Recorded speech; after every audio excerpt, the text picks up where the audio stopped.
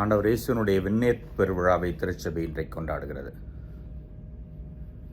40 நாட்கள் கழித்து உயிர்த்த பின் 40ஆம் நாள் விண்ணேற்றமடைந்தார்.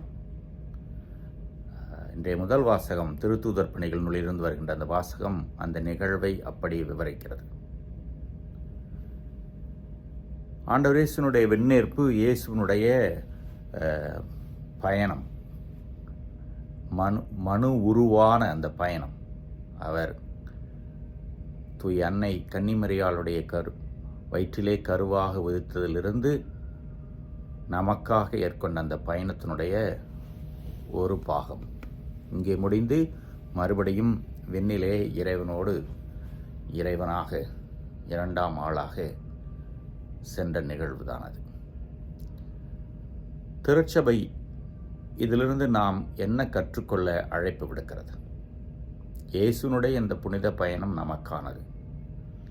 இதை விழாவாக கொண்டாடுகின்ற பொழுது இந்த பயணம் தொடர் பயணமாக இருப்பதற்கு நாம் ஒரு காரணியாகிறோம் என்பதை நினைவுபடுத்துகிறது. அதை தான் நற்செய்தி வாசகம் சொல்கிறது.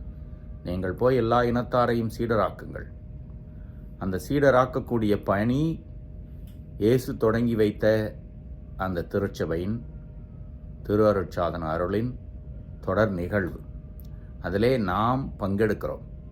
நம்முடைய பங்கு மிக முக்கியமானது. அது நம்முடைய வாழ்விலே நற்செய்தியை போதிப்பதிலே மட்டுமல்ல, வாழ்ந்து காண்பிப்பதிலே தொடர்கிறது. இந்த தொடர் பயணத்திலே அவருடைய உடன் இருப்பையும் உணர்கிறோம். இயேசு திரு அருட்சாதனத்திலே உடன் இருக்கிறார். நிறைய சொல்லியிருக்கிறார். நீங்கள் எங்கே 2-3 பேர் கூடியிருக்கிறீர்களோ அங்கே நான் இருக்கிறேன். திவ்ய நற்கருணையிலே அவருடைய பிரசன்னம், திரு விவிலிய வார்த்தைகள் மூலம் அவருடைய பிரசன்னம், எல்லாவற்றுக்கு மேலாக தூய ஆவியானவருடைய துணை. இந்த எல்லா துணையையும் பிரசன்னத்தையும் நமதாக்கி கொண்டு அதை நம் ஆன்மீக அனுபவமாக மாற்றி வாழ வேண்டும்.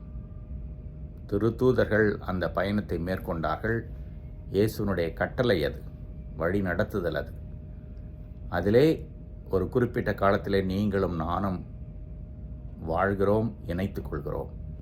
எனவே இயேசுவோடு இணைந்து இந்த பயணத்தை தொடர்வோம்.